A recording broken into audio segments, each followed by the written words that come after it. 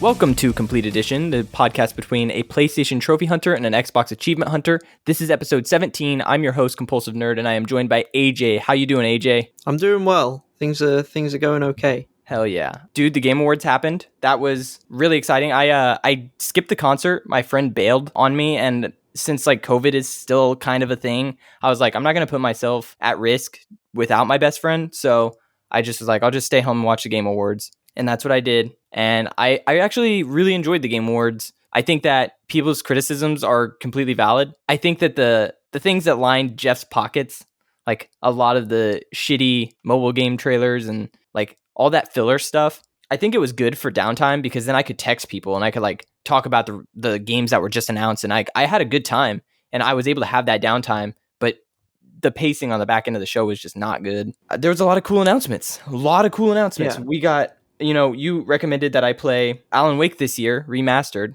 and I fell in love with that game. And so seeing 2 announced was just genuinely so exciting. I was so excited. Did anything excite you during the Game Awards? I liked seeing Alan Wake 2. I mean, the problem for me, and this is probably just because, I'm online all the time, but I knew that Alan Wake 2 was coming, and I knew that Hellblade 2 would probably be at the show, so a lot of the biggest things that were there were sort of things I was already expecting or already knew about, so it kind of, I don't know, lessened the impact of it. And as well, I was going to say, Cuphead and Crossfire X are big for me, but for Cuphead, it's been a problem where they're like, oh, it's going to come out in 2020, and then it doesn't, and then, oh, it's going to come out in 2021, and then it doesn't. So I'm sort of like they can't show any more trailers. Like, the trailers are amazing, the game looks fantastic, but I'm kind of like, you've done this to me for 3 years in a row now, so you've just got to release the game. I don't want to see it until it's I want to see a trailer a week before it comes out, type thing, when sort of the reviews are ready to go and all of that.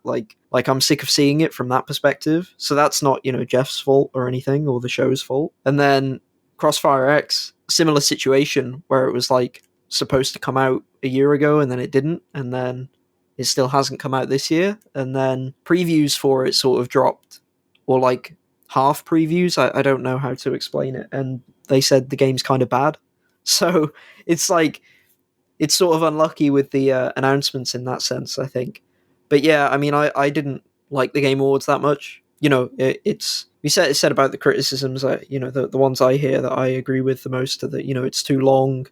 The pacing isn't very good. It's sort of the way they spread out the announcements doesn't really work very well. There's this awkward pacing as well, where the announcements don't really fit together at all in a cohesive way. It's just sort of madness. And with the awards as well, it's half award show, half announcement show, which makes it exciting, but it also comes with its own drawbacks. There was stuff where you have these overly long musical performances. There's kind of too many of them. I liked the Cuphead one, but the others felt a bit unnecessary, I feel like. And even that's kind of unnecessary, the Cuphead one, because again, we've seen that game so often. It's do you have to dedicate a thing to it? I love the sort of the orchestra doing the Game of the Year nominee musical performance. I think that should be there every year, but all the others, it's come on, you've got 4 others to go along with it. Do you really need that many? And then you've got this awkwardness where you've got stuff like that going on, but then you've got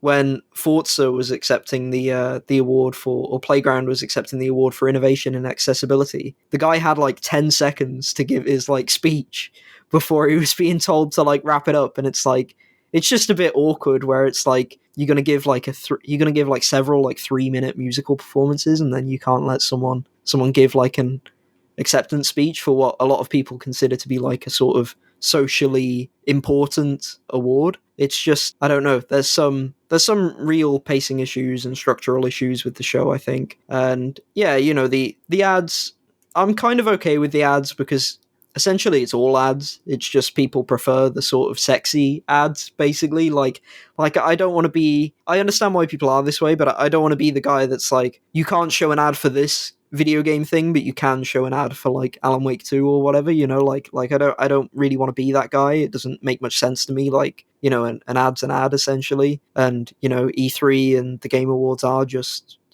advertising, basically. So, but, I respect and understand the opinion that, there's there's good ads and bad ads. But yeah, so I thought the show was a bit of a mess. It wasn't terrible. There were some cringe moments, but that happens with any live thing.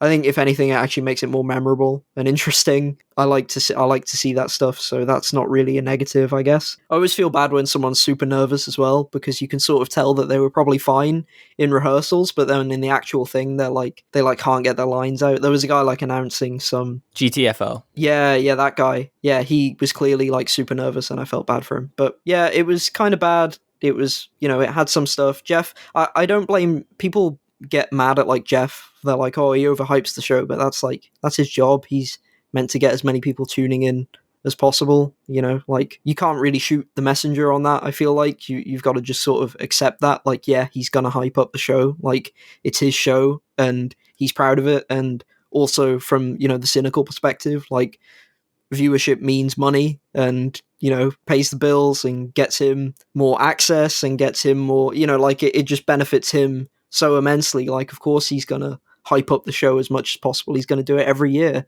Why wouldn't he do that? Like it's part of the job as being like a presenter and an announcer, and if it was a third party presenter, like if Jeff paid someone else to present the show, they'd be expected to do the exact same shit. Like that's part of what you paid for. So, I can never get mad at Jeff for that kind of thing. It's kind of like, why did you buy into it rather than, why be mad at him? But yeah, I mean, Alan Wake 2 was cool to see. It finally confirmed. And yeah, it was nice seeing Sam Lake as well. Joseph Fares is great. I love him. So him winning, Game of the Year, and his speech was quite cool, and that's it. I totally agree with you on a lot of things. I think that the music performances, you were right, there was too many, but I love the Game Awards orchestra. I think that they just need to keep using that and really focus on that. And I think that maybe there's like a disconnect between the people that are there and the people online, because I have to imagine like watching the live music while there is much more enjoyable than it is online. Maybe.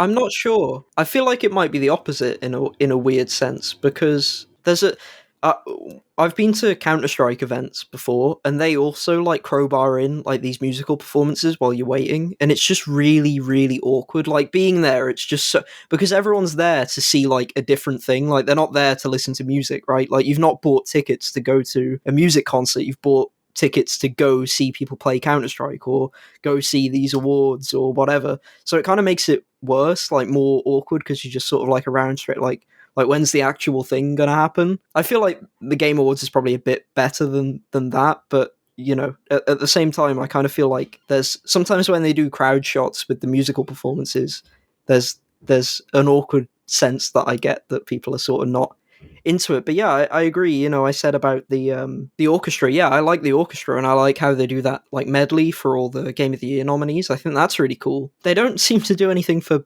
best music though, which is like they did it for like Cuphead and like Horizon Forbidden West, and it's like, huh? Like there's some real sort of confusion around why the show is structured in the way that it's structured, I think. And yeah, then Imagine Dragons and Sting, and yeah, it's too much, I think. I want it to focus more on video game music. Video game music is so special, and I think that it, in a weird way, like I've known a lot of musicians, and I think that it validates video games in a very special way, because like music in video games is extremely special.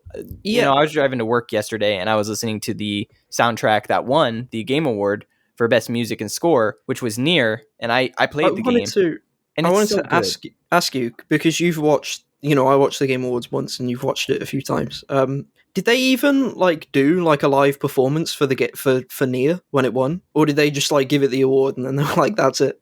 Yeah, just the award and that's it. Exactly. It makes no sense, right? For all the games you're going to do. For all the games you're going to do a big musical performance for, you're doing it for like Horizon that isn't out yet, Cuphead DLC that isn't out yet, and the Game of the Year nominees, and Nier wasn't one of the Game of the Year nominees, so it didn't even get like part of its score played through that, and then it wins Best Music and they don't do a performance around it. Like you'd think that would be, if anything, that's the thing that you should be doing the music around, right? But, absolutely. Yeah. Like think about if they did all the music performances for all the 5 games nominated. Like every single one of them was just like a track, like one of the best tracks from those soundtracks. Like imagine how fucking cool that would be. You know what I mean? Yeah, they'd have to do an abridged version, or just take out all the other musical stuff from the show and just have That's what that I'm saying. Like, be the just take out all that other musical stuff and play the games that are nominated for best soundtrack. And then whenever like the last one plays, boom, give that award and be like, this was the one that won. It's just like it would be so much cooler. But I'm with you on that consensus. And then I also didn't get overhyped for the show.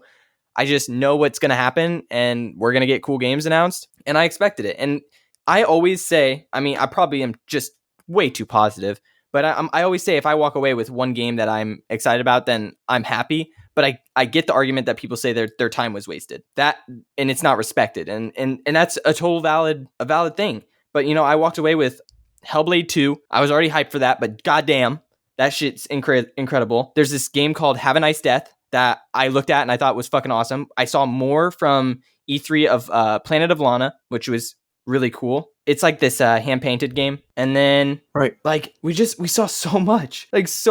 And I was surprised how much people hated it, because I was like, there's so many cool games coming. And like maybe a lot of it was CGI, and that is a total valid criticism because you don't know what the game is. But it's like, oh, you can add it to your list, and then you can focus on the games that you're playing now, which are, for me, are all the Game Award nominees. I'm just trying to get through all those. And it's like, it's just a really fun time of the year, but I don't regret watching it. And I think that that's my consensus on the Game Awards every year. Yeah, I think this year, maybe more than ever, was perhaps hurt by, I think Sony, Microsoft, and Nintendo were all quite conservative with what they gave Jeff, because Xbox gave them Hellblade, and Sony gave them Horizon, and Nintendo just gave them like Nintendo Switch ads, I think, and that was it. And so there never felt like there was this like big hitter moment in a way. Like, I mean, it's exciting in what, like, it sucks in one sense for the Game Awards, but it's exciting in another because you know that like all the major companies are like holding their cards close to their chest, right? Like they're waiting for their next big showcase, and they're not showing Avowed or God of War or like Breath of the Wild 2 or Starfield, or like they're holding it. They've like probably got some stuff on those games to say, but they're sort of letting the anticipation build up. But at the same time, for this show, it means you never really got that like big moment, right? Like the biggest one, the way it was framed was probably Hellblade 2, maybe Alan Wake 2, but it was kind of like, with Hellblade 2, they'd already shown it at the Game Awards before, like a couple of years ago, so it was kind of, and everyone expected it to be there, so it was kind of like, like it was cool to see it, and it was a decent trailer, I think. They gave Jeff a good amount to work with. It was the first time seeing like in-game, in-engine stuff, so that was cool, but it really did feel like this year, all three of the big three were sort of like, we're just going to give you like a tiny little bit, and that's it. We're not going to give you any of our biggest heavy hitters that we're going to show off next year. I agree with that. And you mentioned earlier, the show's about the devs. Jeff came out and was like, this show is celebrating the devs. And then he does that thing where then he cuts them off. It's like, if it's about the fucking devs, let them talk. Let them do this. Like, maybe reduce the amount of announcing and stuff, because this has become 75% announcements, 25% awards. And it's not. And I think that you are on the side that you don't care about the awards. A lot of people are on the side that they don't care about the awards. And I think that's because the announcements just dominate this show. Like, they just do. Yeah, well, I mean, I care about, the devs getting awards, but I don't care about the awards in terms of, like, I don't care about it in the sense of I don't put any value on it, if that makes sense. So it's not that it is in its, like, I don't consider it to change my opinion on a game or whatever, like if it wins X or Y award from the Game Awards. But yeah, I mean, to your point, the biggest example I saw, I mean, it sucks for all of them, but I know when, I think it was Mike Brown from Playground Games was going up to accept the award for Forza, and it was like, first of all, obviously there's already the sort of awkwardness of Forza not getting nominated for Game of the Year, and then when they get them up to take the Innovation and Accessibility Award, they also do the thing that they've done for years where, when a game wins multiple awards, instead of letting them like go up and win multiple awards, they just sort of say in the announcer voice that they've also won this other award that they're just not given on the show. You know what I mean? Like, they're just like,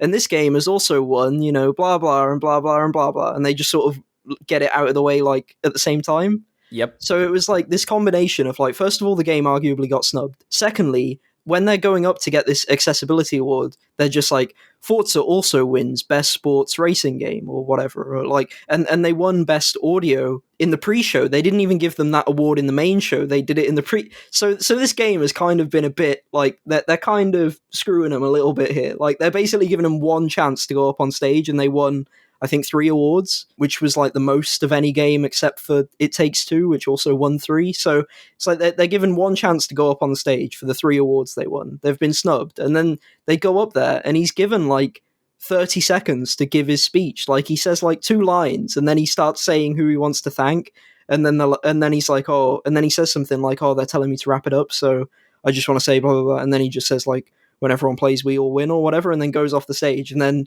it cuts to Jeff, and Jeff's like, oh yeah, great moment or whatever, and then they just go to another trailer, and it's like, it just seems so like disrespectful, and all the devs have to deal with it. But I think for that game and for that moment, it was when I really noticed it, when I was like wow, they're really kind of, I don't know, sidelining their own awards. They're essentially like de-emphasizing their own award show, and it's meant to be an award show. It doesn't make sense. The pacing is super messed up. I agree. I completely agree. And I hope that he fixes it. I joined in on one of the calls. Jeff does this thing after the Game Awards, like the day after, and he actually takes calls from the people who watched, and he like listens. There's people who will trash on him, be like, this was the worst one, this is the problems, and he'll just take it. On Twitter, he just takes it. He just is like, he's like, I'm writing this one down. He's like, I'm listening. I'm doing your feedback. And it's like, will you actually adjust? Because there's people who come on there and they praise him. And I think rightfully so. He does put on this crazy ass show. But sometimes you have to look at like, there are problems. And one of the big problems is that the show is about devs, and it's just not about that. And, you said you don't care about the Game Awards. And I think I'm in that same boat. But I do care when they win. And like, I haven't played them. I want to. And I think that, for example, like Game of the Year, I think Ratchet and Clank should have been taken down and maybe had Forza or Returnal put there. Like those are 2 things that I think that 2 games that could have been in replace of Ratchet and Clank. I don't think Ratchet and Clank was extremely exceptional. I think that it was a very good game, but by no means did it do anything for the industry. I think for me, the reason the show, like, even if they fixed all of these issues, the reason it doesn't work for me is because, again, it's kind of like the Oscars, right? Where it's like, it's almost the format is more about spectacle than information or opinions. If that, like, because I quite like when, like, magazines or websites do their Game of the Year stuff, because when they announce their Game of the Year, they put out a big video on why the game won that award, and they have like, or a big text article that says like, we love, Halo because of, 1, 2, 3, 4, 5, 6. These are the reasons why we gave this game the award, right? And they give you their like full opinion, the opinion of the editorial team, all the people that voted on it, the people who maybe didn't like it as much as the people who did love it, and then they say, but overall this game won because of that reason. And you get this like big opinion to read and to think about, or to watch a video on and to think about. Whereas with, the Game Awards, it's just like name of the game and here it is, it won. And it's like, that's not really that useful to me as someone who wants to, know people's opinions and read about and learn about games. It doesn't really tell you about the game. I mean, it's a good jumping off point, right? Like, it's great for you to then look up the reviews of the game and to do that. So I understand it from that perspective, but I think it doesn't hold as much value to me as it, well, not as it could, because again, there's no way you could fix that problem. But in terms of, I like to read it from other outlets and from other sources and to see other people's opinions more, because they'll give you their reasoning and they'll explain everything, and it's more interesting that way and more informative. Yeah, but that's really all I have to say about the Game Awards. It's got problems, but I agree with you. I like going to my own outlets. Like Easy Allies does an incredible, crazy ass deliberation of the Game Awards, or not the Game Awards, but of their Game Awards, their favorite games, their Game of the Years. And they literally on stream debate for like 8 to 12 hours about all of the games of 2021. And it's amazing. Like, I love it. And that is not something that a lot of outlets do, but you get to listen to kind of the editorial process of people voting, how they're choosing their games and things like that. And it gives you more of an idea of what these games are and why they're important to the staff. And I love that. I think that is the go-to for me for getting more games. But you're right. Like, the Game Awards is my jumping off point. It's my point where I look at the nominees and I'm like, I know these games are going to be good. Even though they don't have much weight whenever they win for people, like, I still know those games are going to be good. But, it contradicts itself because I know I'm not going to like Overwatch and it won Game of the Year. I still don't like Overwatch. And that's just how it goes. And, like, there's no way to fix that. There's no way to fix that. But dude, I want to talk about your OLED. It came in, and I want to hear your thoughts. Like, have you been using it with Dolby Vision? Have you been using it with Halo? What have you been using on that thing? Yeah, I've been. So there's like the HD TV test YouTube channel that has like this great like settings for the LGC one. So I did all the settings for that when I set it up, and yeah, it's great. I've went from having none of the 4K or the 120 FPS or HDR or anything to having all of it, and it's been amazing. It's also made, like, I think Halo was the first game I played with it. I think I hopped into Forza quickly, but yeah, it's just made it like the game look so much better. And I've been sticking with HDR10 for the most part over Dolby Vision for gaming, but when I watch movies and TV, I put on Dolby Vision because Dolby Vision is better, but it has some issues in like the gaming implementation, I've noticed. So yeah, it's been amazing. It's been great to just like the level of clarity and the contrast and everything just looks amazing. I feel like I can see details so much better. Admittedly though, I've been in kind of a gaming slump since finishing Halo, since getting basically almost all the achievements. I've been sort of I started watching, so I got 3 months of Apple TV Plus or whatever it's called. I got 3 months of that for free with the TV, so I checked out like Ted Lasso, and then so I've been watching that, and then I also started up Succession season 3 as well. So I've been kind of watching a lot of TV on it as well, and that's been a really, really great experience as well. So yeah, I'm loving it. I've not had any issues. It like fits in my room, which is a relief because I was worried it'd be slightly too big, but it wasn't. I mean, yeah, the screen's so like flat and the stand is reasonably sized, so yeah, it was totally fine, and everything looks great and runs great on it, and it's awesome. Dude, I'm so happy to hear that. And dude, a great segue, because you were talking about how you've kind of been in a gaming slump and you've been watching TV. But dude, video game TV is on fire right now. And I mean, you can argue that Witcher is not really video game TV, it's more book TV. But the actors like Henry Cavill has like said, he's taking aspects from the games and from the movie in order to make Geralt the best he can be in the show. And so for me, I started with the games, and then, I read 5 of the books, and then I watched the TV shows, and I've been watching that, and it looks like I'm watching it in Dolby Vision, and I'm exactly with you. I don't use Dolby Vision for games. I use HDR10, and because there are problems. Isn't it like a lag problem and frame rate problem?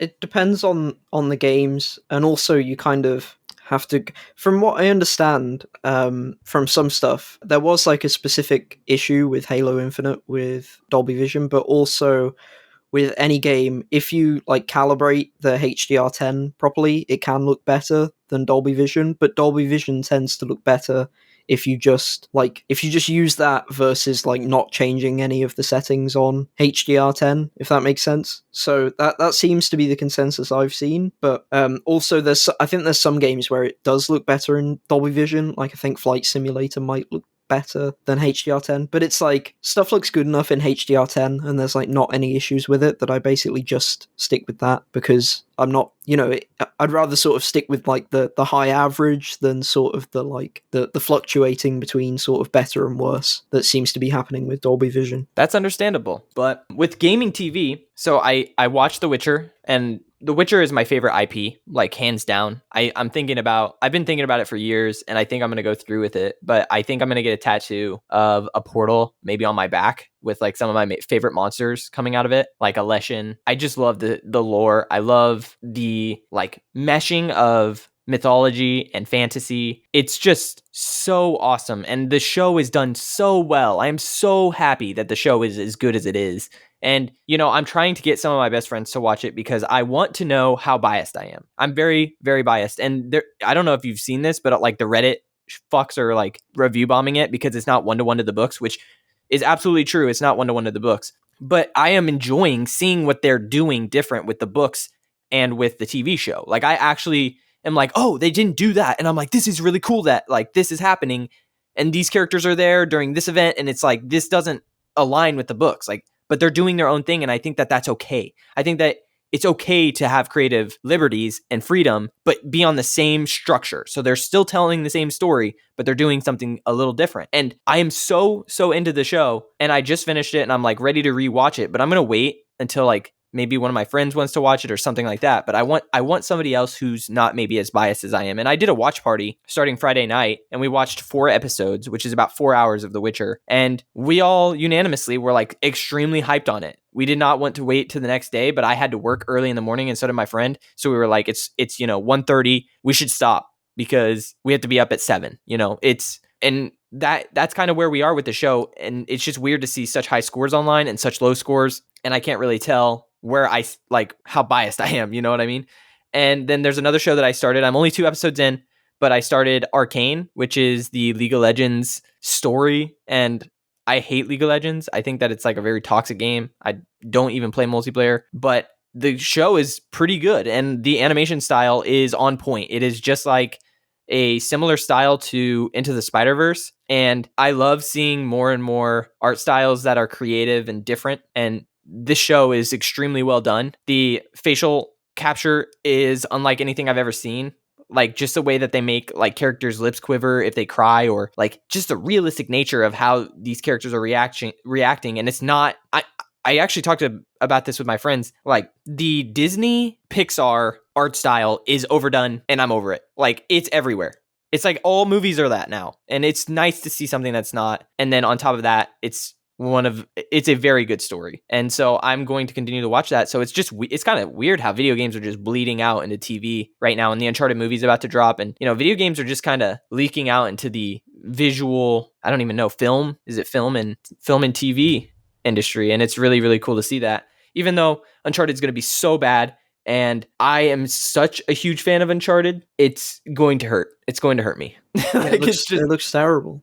It's going to hurt me, like, so bad. I know it. And the thing is, like, I love Tom Holland. Spider-Man's my favorite superhero, and, like, seeing Tom Holland do that is super, super cool. And then he's Nathan Drake, and I'm like, uh-oh. I love Tom Holland, but why? And then Sully doesn't even have a mustache? What the fuck? Like, there's so much that I'm just, like, so gutturally angry. And, I'm a huge fan. Whenever I get passionate about something, I get very passionate. And I'm going back to Witcher for this moment, but Triss didn't have red hair, and that is like what she's known for. She's known for her super red hair. And then in season 1 of The Witcher, she doesn't even, like, I didn't even know who Triss was because she didn't have red hair. She had black hair. And I was like, why would you take a character who in the books is constantly described by the glow of her red hair, and in the light, her red hair? It's like the red hair is an icon, and you just take that away. And I was like, I don't care how you cast the character, because like, they took a white character and then they put a black actress in there, and I'm like, I don't care about that. That's cool. But red hair. And in season 2, they put the red hair in, and I'm like, oh yeah, that's awesome. Like they explained it, they're like, oh, during the war, like she got hurt, and in order to heal herself, like the magic changed her hair to red. It's like, oh, that's logic. And then boom, there you go. You have red hair, and it's nice. It's like, that's what she's known for. Keep the characters how they're known for, like very iconic things. And it's so, so awesome to see that. And I just hope that, I actually can't hope. I just don't think that the characters will be as good or the same. Like the mustache is not on Sully. Can Uncharted 2 do that? Uncharted probably won't be successful enough for that. It's probably going to be so bad, and I'm already upset. I'm already upset. But let's kind of get into what we're chasing. I just thought it was cool because, you got the OLED, you're in that TV thing, and I am too. It just because it's my video game. Yeah, I'm not interested in any video game, TV, or movie properties. I roll my eyes when it's Halo. I roll my eyes when it's The Last of Us. Oh yeah, I don't want it. I'm not gonna watch it. Not gonna see it. Maybe I'll see it. Actually, maybe I'll see it if it's really, really bad. Then I might see it. So like, I might see Uncharted if it's really terrible, because it will be quite funny at that point. Because you'll see like Twitter will explode, where like all the like big huge Uncharted fans are going to be like upset, and so then you'll see it and you'll be like, yep, you're like definitely justified, this is awful, like it'll sort of, all people will meme about it, people will joke about it, be a great time. Same thing for the Halo show as well. The one thing about Halo that I was really confused about, and maybe I want your correction on this, but they showed no aliens. Is that correct? During that trailer, there was Yeah, not a they single didn't. alien. Yeah, they didn't show the Covenant. What? How could you have Halo without aliens? Oh, And I think there will be, but like, you forget whatever. I don't care. It could be Mickey Mouse. Could be the bad guy. I don't care. But I was going to say about The Witcher, Joseph Anderson, sadly not coming out this month, but he's been doing a series on each of the Witcher games. He does a critique of each of them. And he announced that his Witcher 3 critique, which he's been working on for a very, very long time, it's almost finished, and it's 11 hours long. So it's split into like 10 parts. So I'll have to link that to you when it comes out. It's very exciting. please do. I will watch it all. And His I actually, you might want to link me to the old ones because I never played them. Witcher 3 is my favorite game, and I never played the prequels or the games before it. And it's so odd that that was my jumping off point and how immersed I got in the world. And I think I've played Witcher 3 maybe 7 times or 8 times. And the thing is, like, I started on PC and then I jumped over to PlayStation to platinum it. And PC is like the best version you absolutely can get. But I love the game. I love the story. I love the characters. I love the combat, even though the combat is a huge criticism for people. They think it's boring and bland. But I think that if you play on the hardest difficulty and you really have to be like a Witcher, like you have to know your oils, you have to know your potions, you have to know the type of the monster. You can't just go out there and just be like hack and slash. And because when it's just hack and slash, it is mind numbing. It is extremely mind numbing where you can just swing your sword and fucking kill shit. It's like, no, you need to douse your blade in oil. You need to make sure that if you're facing a vampire, you have black blood in you. So if they bite you, it fucks with them. Like you have to like know the systems of the game, because I think that it's way deeper than this like super top level hack and slash that they have. Yeah, most games are really unfun on lower difficulties. Yeah. We're going to talk about Halo, but Halo, I was watching some people play, and they were playing on like normal or easy, and they just like, you just run in a straight line at everything, and that's it. Like that's all you do. You just run at stuff and shoot them, and it's like the combat there's no like back and forth or like enemies trying to flank you or whatever, or like grenade you out of positions or anything, or like you don't like grapple hook around or have to use your gadgets or anything. Like there's no dynamism to the gameplay when you play on like easy, and it kind of like, it's almost like the people who do it kind of like rob themselves of the actual like gameplay experience, if that makes sense. So Absolutely. I feel that with I'm sure it's true with The Witcher. But yeah, Joseph Anderson, he does great analysis. His Witcher critique is 4 hours long, and his Witcher 2 one is 5 hours long. So I'm gonna watch them all. I will. You got a lot of content to I see need more there. Witcher content. That's the thing. Like just where I'm at right now with my obsession with Witcher,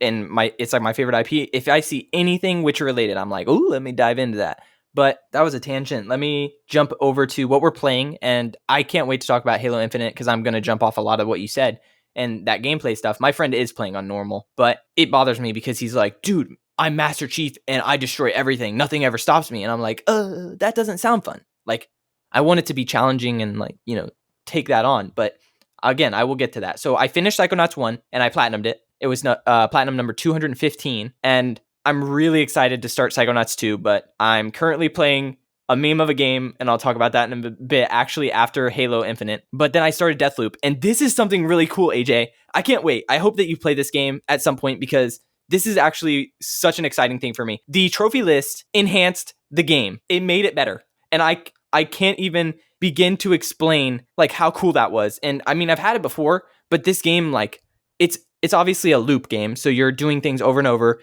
And every single time the day starts over, because you have like 4 time periods. You have morning, noon, afternoon, evening, day starts over. Okay. And you're trying to break this loop. That's like the whole point of the game. But there's a really good story behind it. And I like the characters. A lot of fun banter. It's a little immature with the banter, but it doesn't take away from how fun the game is, because I don't think the game needs to be too serious. It's a fucking time loop in like the 60s, 70s, and it just is really, really fun to play. But the first 2 hours, maybe, I was going to say 1 hour, but 2 hours are horrible. And if people jump out at that point, understood. I got it. The pacing is too slow. All you have is guns and you don't have anything. It's so boring. And I was played an hour and I put it down. And I was like, I don't know if I want to keep playing this. And then it busted open when I finally got to there's a currency in the game, kind of like, I hate comparing Dark Souls, but Dark Souls is the only thing that I can think of. But when you get souls and then you die and you lose your souls, this game does something like that, where you go and you kill enemies and you fight and you absorb this stuff. But if you die, you lose all that stuff on that run. And so what you want to do is get to the end, spend it all so you can keep your guns, your power-ups, your upgrades, like all your stuff, start the loop over again. And like that's when the game opens up. It's like, oh, what guns do I want to invest in? Like what powers do I want to invest in? And all the powers are super fun, which I'm going to say this and I don't want it to be controversial or anything, but like I did enjoy Deathloop more than I have enjoyed my 6 hours of Halo Infinite so far. And I understand why it's in the Game of the Year category, but I think that it's overrated. And I saw the stuff on the online after I played Deathloop where it's like getting 10s out of 10s. And I'm like, the fuck? The AI is really stupid. There's a lot of problems with this game. Like I said, it's immature. It just isn't a 10 out of 10. It's not. But I understand when people say it's Game of the Year or their Game of the Year. It totally makes sense. I love this game. It's so much fun. Just being able to teleport around or like, use your powers to chain link people together and then like yeet someone off the side and they all die at the same time. It's incredible. Great gameplay. And, it makes me want to look more into arcane games because I can't believe how much fun I had playing the game. But like I said, I want to go back to the idea that... Did you play any of Arcane's other games? No. That's another big... Yeah, so I think... I get the feeling that a lot of people who played Deathloop hadn't played the other Arcane games because... part of it being like exclusive and marketed by Sony as well, whereas the others weren't. Part of that maybe, but yeah, it's interesting because I feel like the people that seem to like it the most are the people who it's like their first ever Arcane game, and then the people who seem a bit more down on it seem to be people who like loved Dishonored and Prey and like that kind of thing. Because I heard from like Mr. Matty Plays, he didn't like Deathloop that much, and then Skill Up much preferred Prey Mooncrash to Deathloop as well. And I love Prey Mooncrash. I think it's amazing as well. Highly, highly recommend. Probably maybe the best DLC for a game ever. It's that good. But yeah, Did you play Witcher? it seems to be a thing where like you're like more likely to like it more if it's your first Arcane game. And I don't know why that is because I've not played it. So I didn't play very much. I maybe played an hour of Dishonored and it didn't grab me and I put it down. So that's my experience with Arcane games. I did play Dishonored, and I own all of them. I got them on sale once, but I at some point I need to bring myself to play all of them.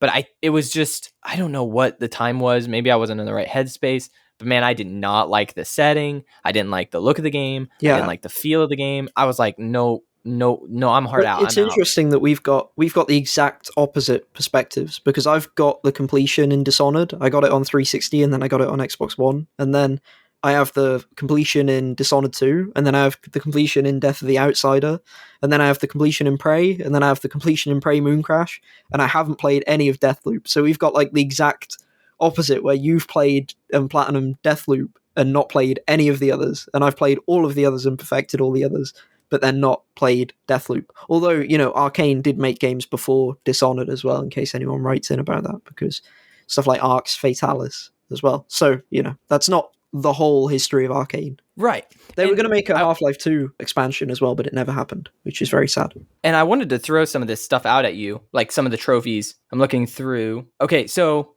this one's like basically happens automatically, but it says kill a visionary with a full loadout without any empty slots or sockets and escape the map. And then there's one where you go in and you have absolutely nothing equipped and you kill a visionary, which is like kind of the boss of the level, and then you leave. And like I said, every time the loop starts over, I go in, I looked at the trophies and I was like, what am I going to do this time? Like, what am I going to do? And it was really, really fun to do that. Go in, kill the visionary, don't get seen by anyone, and don't kill any of the other Eternalists, I think is what they call them. It's like the people who want the loop to keep going.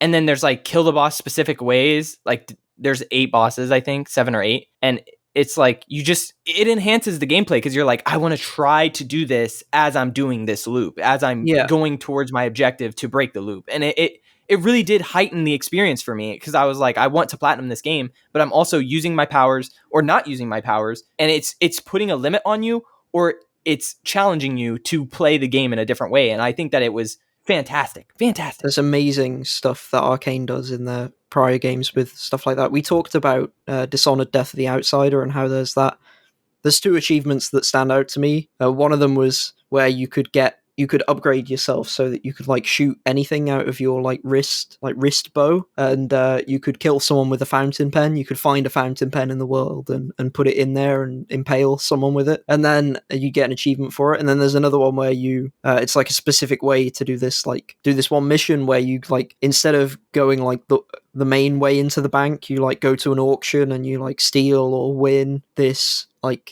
gas that you use to like knock people out from the air vent like on the roof, and then you go to the bank vault and then you like collapse it through the floor into like the underground, and you like get in, get out without anyone detecting you, and it's all like completely optional. It's like so layered, and how many steps you have to do that most players won't even see, and it's amazing. And then there's an achievement in Dishonored 2. There's an entire level dedicated to figuring out this puzzle. Like, I'll be quite vague. There's a level dedicated to this puzzle, and you like go after targets to get like information on the puzzle.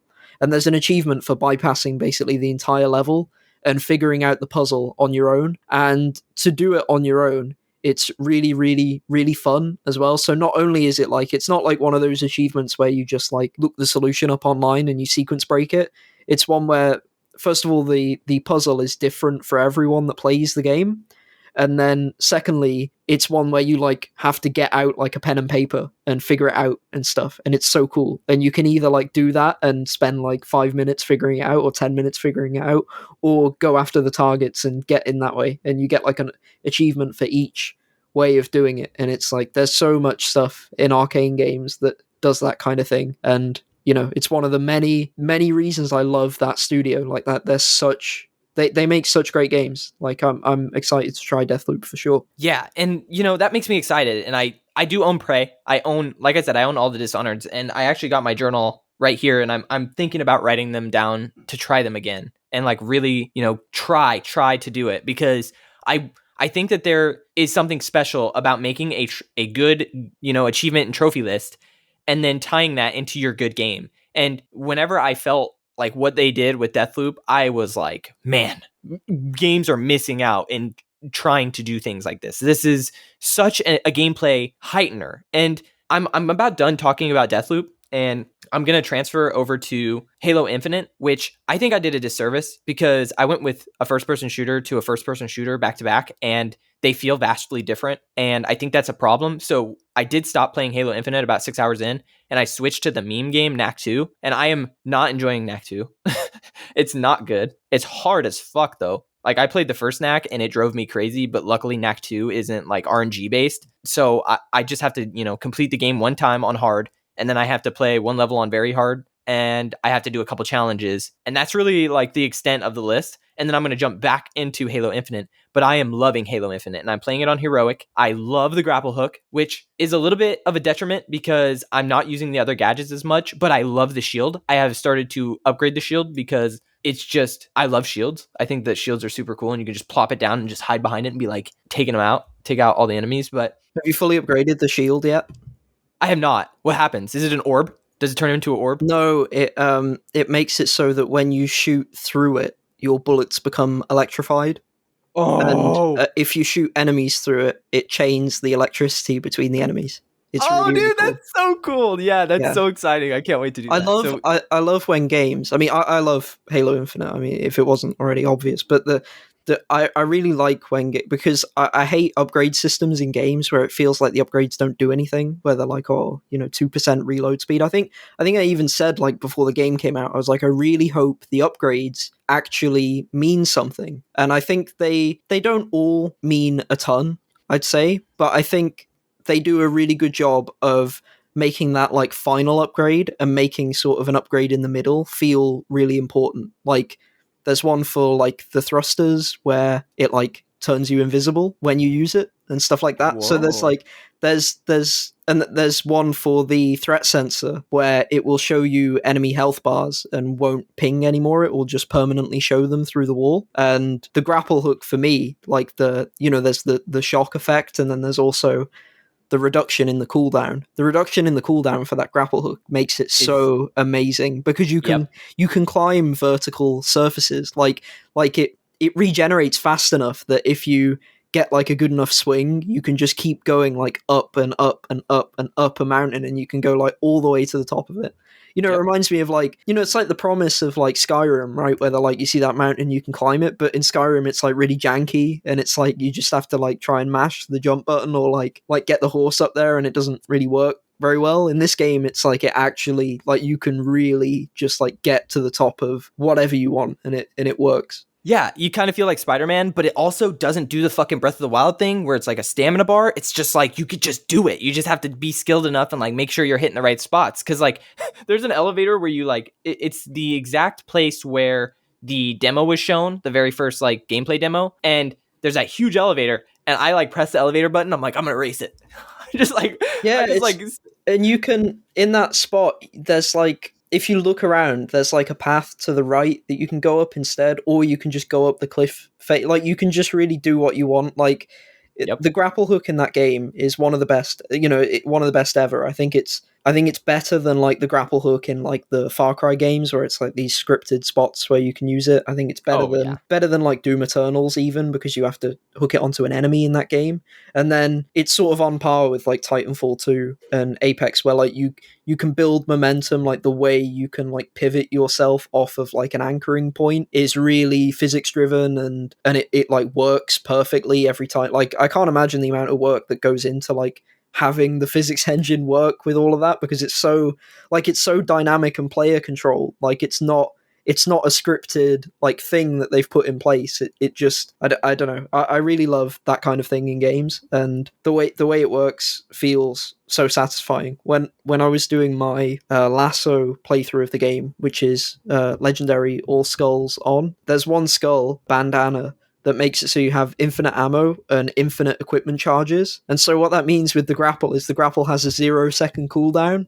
So you can like get like really crazy with it. Like you can just keep going across the map at like 100 miles per hour or whatever, and it just works somehow and just feels amazing. But yeah, I love that grapple hook. Yeah, I think it might be too good at points because there's times where like I'm in like a tight corridor and there's enemies all around and I'm just like grapple shock and then like punch them and then they're down and then I turn on like grapple shock punch and I'm like I'm not even shooting, I'm just grappling around all the enemies. Yeah, and I yeah. love that. There's It's really fun. there's that grapple upgrade where you can like charge up a punch, right, as well, where you Yeah. can grapple onto them and then hold the melee button and you'll like charge up and punch them. It is awkward like using other equipment because the grapple is so powerful, but also I respect that they just gave you the grapple from the start because they must have known in playtesting, they were like, this thing is so much fun that we can't make it so you have to play 4 hours before you get the grapple. Like, we're just going to give it to you straight away so you can just go fucking crazy, basically, which is such cool, like, freedom for them to give the player, I think. Yeah, this is actually something I mentioned to my best friend. I was like, most video games with sequels, they're like, oh, we're going to take away all your shit and we're going to make you earn it again throughout this next game. And it's like, stop fucking doing that, number one. Think of new shit to put on top of that. And this game's like, no, we're going to give you an awesome device right at the beginning. Like, I don't know if Halo 5 had a grapple or anything. No. But he just, like, in the cutscene has a grapple. He's just like, I just use a grapple now. And then you start using it, like, right away. And I'm like, oh, this is cool. This is awesome. It's like, yeah, let's go.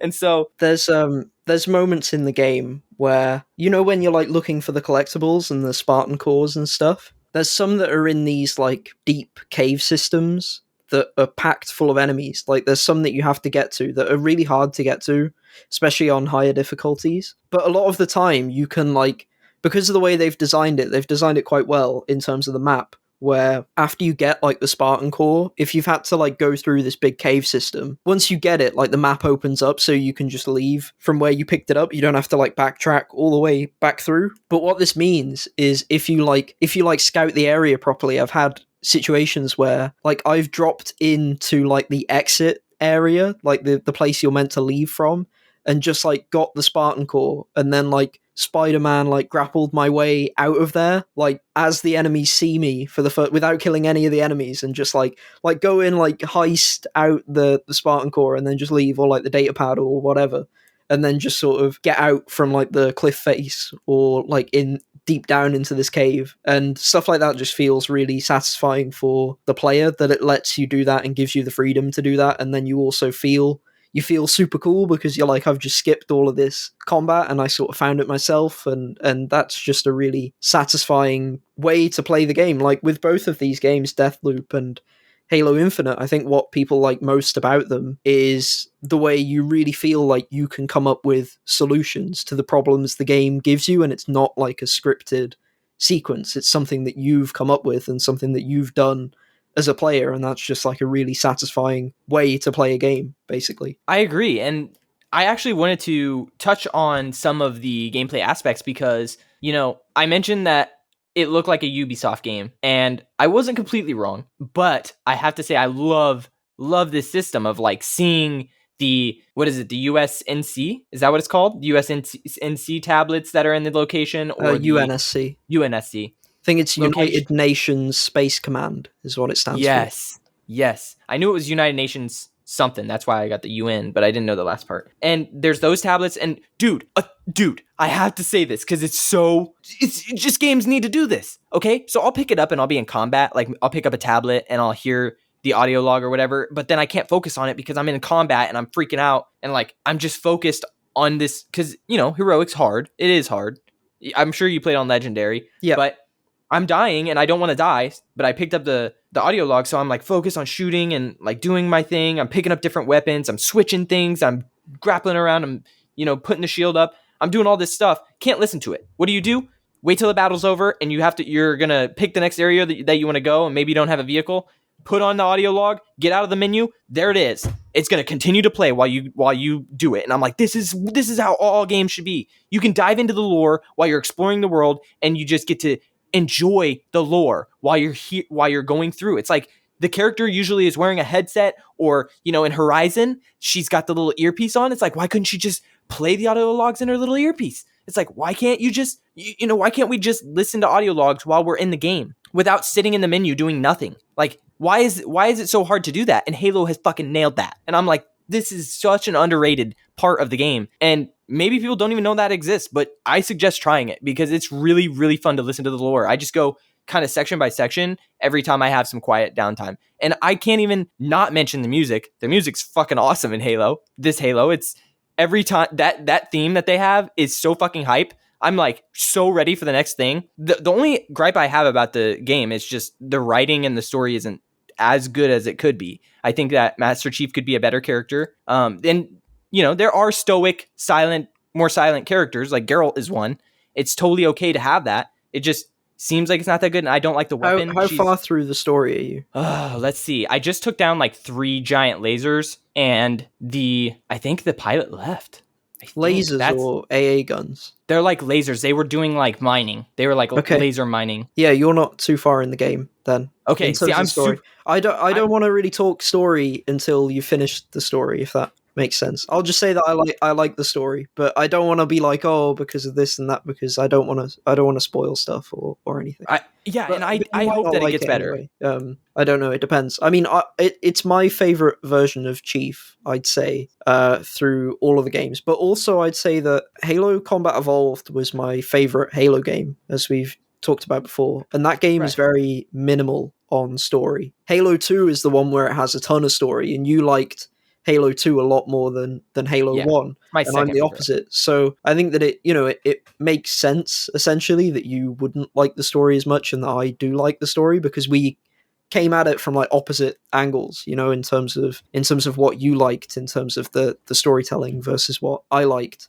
Although I do think Halo 2 has a fantastic story as well. I just mean in terms of like how the whole game came together, I prefer Combat Evolved, if that makes sense. So for me, because the thing with Infinite is it does feel like it's an interesting game in that it feels like it moves the series forwards and doesn't do what the older games did, but at the same time, spiritually, it feels like a return to that original trilogy, if that makes sense. Like, it's like an awkward... I mean, they've done it really well, in my opinion, because they've taken risks in terms of the open world structure that Halo never had before. They've taken risks in terms of going away from what Halo 5 and Halo 4 were doing, but at the same time, they've sort of appealed to nostalgia. They've made sort of a very, what would you say, like Force Awakens style, like story and sort of reset in a sense. You sort of wait, like they hit a big reset button towards the beginning because you sort of wake up and you've forgotten everything, right? And you've been sort of asleep for sort of drifting in space for a few years, and a lot of stuff has happened. So you sort of, it sort of gets rid of all the baggage of the Halo 5 and Halo 4. And so it's sort of like you can tell it's being made to sort of harken back to the old games, but also to bring new people in, like a new generation of players to experience this as like their first Halo game. Like, and you can tell all of that, like not just from playing the game, but from, the naming scheme, right? Like it's not called Halo 6, it's called Halo Infinite because it's like this new, like this is where you can get on board with the series. So from a storytelling perspective, it's like they want to simplify stuff, but without disrespecting everything from before.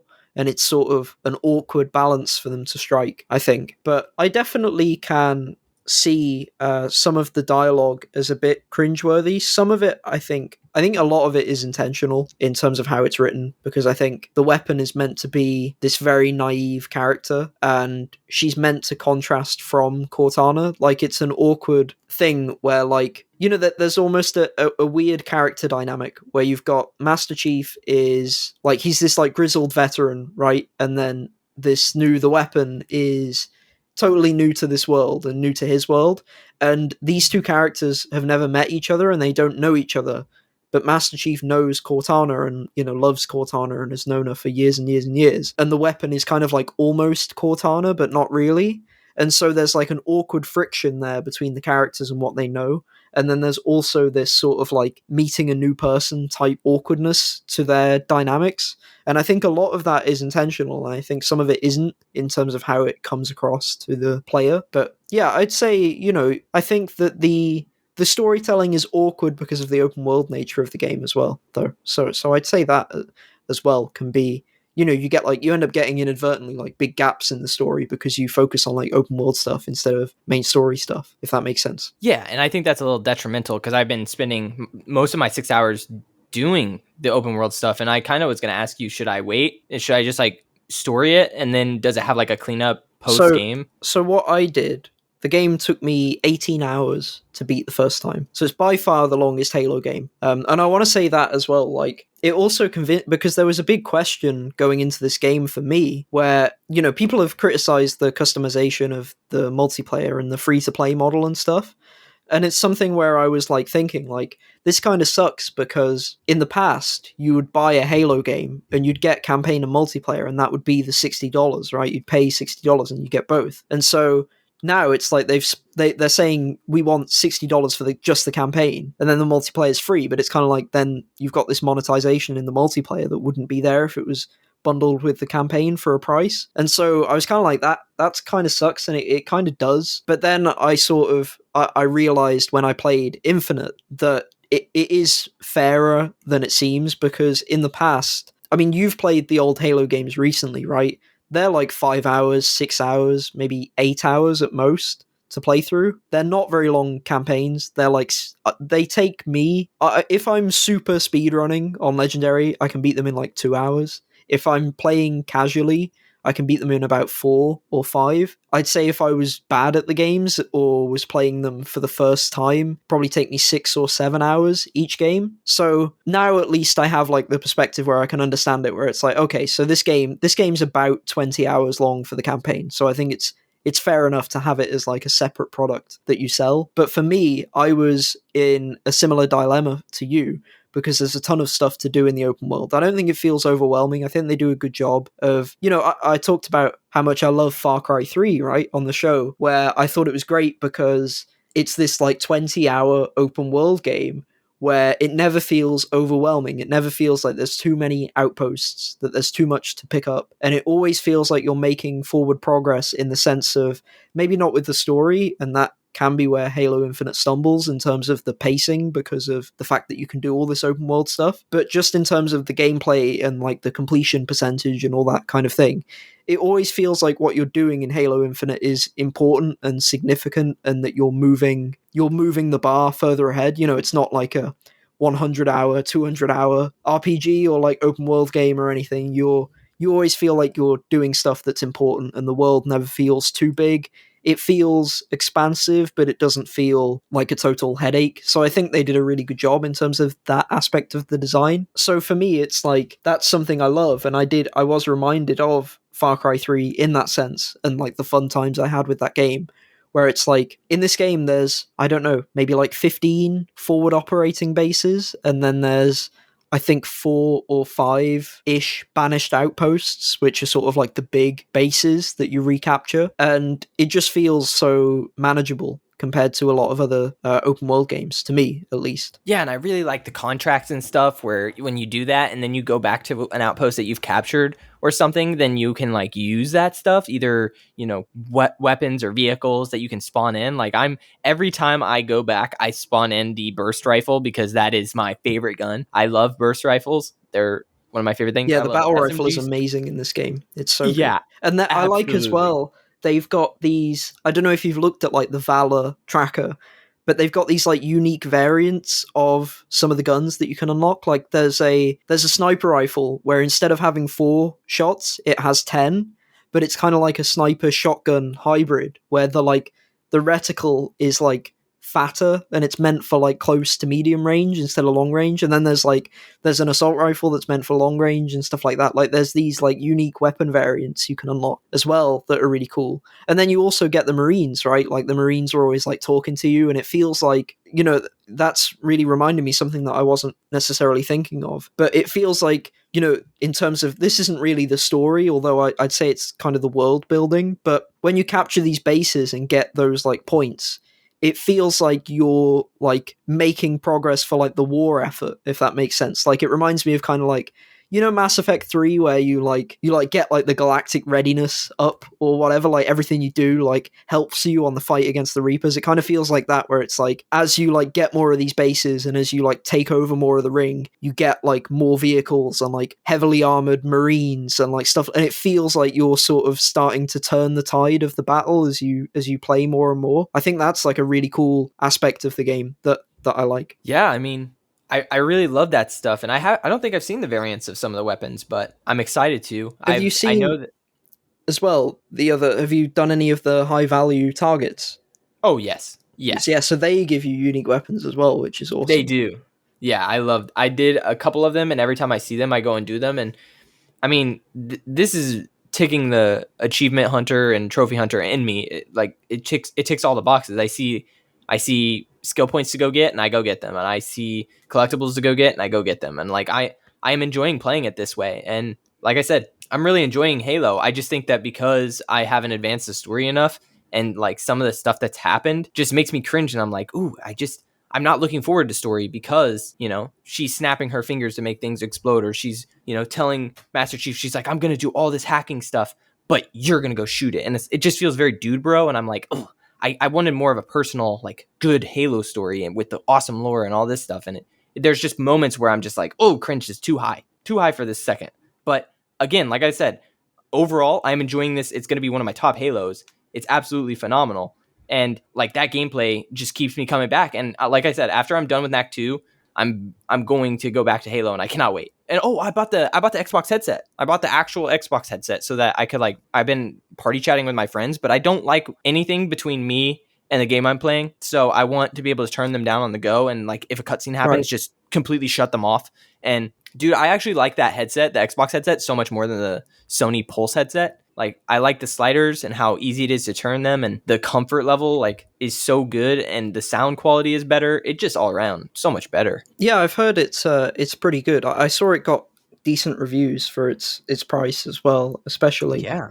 But no, I haven't got one. But I think the sound design is quite good in Halo as well. I mean, we talked about the music, and I love how they've done a really great thing. Again, it's kind of like underrated, like what you were saying about like the audio logs and the way the collectibles are tracked, and that you can easily like access all of them, and it'll tell you which ones are new, and it will let you play them whenever you want. But like another thing like that is I love there's very clearly like dynamic music triggers in the open world where like you'll just like get to like the top of a mountain and it will play and it will be like at the night time. I love the day night cycle as well. Like sometimes the lighting looks terrible in this game. I feel bad for them for that demo because this game looks weird and in the sense of like sometimes it looks really amazing to me at least, and the OLED's helping out a lot there. But then sometimes when like the lighting and the shadows looks off, it like looks terrible. But then like later in like the day night cycle, it looks amazing again. Like it kind of fluctuate. It like doesn't always look as it should, but it kind of sometimes looks great, and it feels like they chose like the worst time of day for when they did that demo, because I really love like looking up into the skybox at night and you can see like these like purple like nebula in the sky and like all these stars and stuff. Like it looks great, and you always see like the ring in the background, and yeah, you'll like climb to a high point and it'll play this like really like serene music in the background to just like you wandering around. But then if you get into a fight, it will sort of get like the war drums kicking in and all that kind of thing. Like I really love the way they've handled that kind of thing. In terms of the way the world is, disappointing, is, the lack of biome diversity. I think the world looks pretty good as it is, but it's a shame that there's not like a desert area or like a snow tundra area. I'm sure they might do expansions, and it would be cool to have like an expansion that goes to a different area of the ring or something. But in terms of that aspect of the world design, it's unfortunate that they don't have more variety. I think for what they've got, like for the biome that they've got, it's good. Like there is variety sort of within the biome, in that there are like swampy areas, there's sort of these like lakes, there's these mountains, there's these valleys and these gorges and stuff. Like I think what they've got is good, but it's kind of like it would have been cool if they had like 3 biomes, right? Like 3 that were all that level of quality. That would have been amazing if they'd done that. I actually want to counter this a little bit. I just want to I do understand the argument for only one biome or setting, but halos are artificially built. So I feel like if you're artificially building something, you wouldn't want all of the desert, like desert's dry, or Yeah, but extremely cold, but it's like this is all really nice and pretty. Like everything on a halo is really nice and pretty, and I think that that's kind of like the intention. But maybe yeah, I maybe I'm feel wrong. that way with about like the Forerunner structures. When you sometimes go inside and it's like people are like, oh, the corridors are samey, and it's like, yeah, that's the point. I think there's a line of dialogue that even talks about that. I get that for like the internal structures, but I think there's been desert areas and snowy areas in Halo games, and there is like geographic diversity on Halo rings. So I feel like they could have done more. But yeah, I mean, I think the most important thing is like, first of all, like we talked about, the scale of the world is great. Like, don't make it like, I wouldn't want this game to be 3 times as big. Like, I wouldn't want like 2 more like massive biomes that are as big. They'd have to I'm scale with you. back what they have, right? So it's, I think what they did, like they put enough in the game and the biome is good enough where, there are like these caves and there are these like lakes with some fog over it. There's these Forerunner structures. There's these, valleys and things like that. There's enough there that it doesn't all look exactly the same, I think it's fine, but it would be cool to see them get like a bit crazier in a couple of areas, I think. I think that you're right. But last, I'm not in school anymore, so I picked up my Vita again, and I'm finishing Fez, and a little bit disappointed. I don't know actually about Xbox on this, so it's really fun. I'm going to ask you this. Do you know if there's any games on Xbox that are not 1,000 points? I think you might have talked about this before. Yeah, there's arcade games. Back in the 360 days, the arcade games used to be 200 points. Also, at the early 360 games, I think games like Condemned had like 920 or something. There were like some weird numbers where like games that launched with the 360 sometimes didn't have a complete list. So there's games that launch with the 360, then there's 360 arcade games which are either 200 points or 400 points, and then everything from Xbox One onwards is pretty much 1,000 points. I think you might find a couple of exceptions, but for the most part, that's when they sorted it out. Well, on PlayStation, there are some games without platinums, and I was chasing this game, Fez, and it has no platinum, and I'm like, oh, I thought I was going to get my 217th platinum with this game, but I'm not. So there's that. But it doesn't bother me too much because it's still fun to trophy hunt, and it's going to boost my completion percentage, which is fantastic. So I'm not too bummed about that, but I am chasing it. I am going to 100% it. It's just a little bit disappointing that it didn't have a platinum, because it should. It's a very good game. I'm just taken away by it. It's Really cool. Have you heard of Fez before? Yeah, I played it when it came out. I didn't finish it, but I was enjoying it. It's hard. It's a hard game. Yeah, it made me feel stupid because the puzzles are quite difficult. Because Yeah, you rotate on like a 2-dimensional plane, but with several sides, right? You're like in yeah, 3D, but you're given like a 2D perspective. dude. If you beat the game, you're given 3D. You can actually go into first person mode and look around. And I'm like, holy shit, the game was pretty much designed 3D, and then they 2D'd it like from the sides.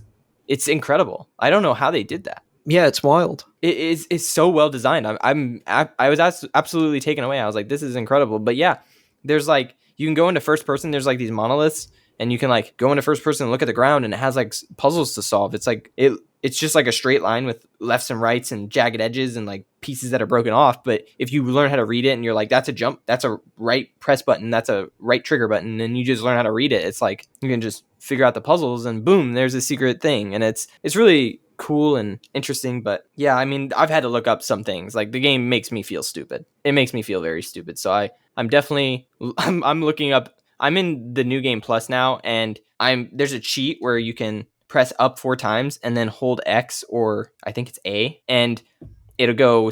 You can like fly, and I'm just in New Game Plus. I'm just doing that instead of platforming around because it's a time saver, and I'm just trying to 100% it now that I beat the game. So that's the last game I've been playing. And as soon as I finish in Platinum Act 2, then I'm gonna go right back to Halo Infinite, and then after that, hopefully, Psychonauts 2.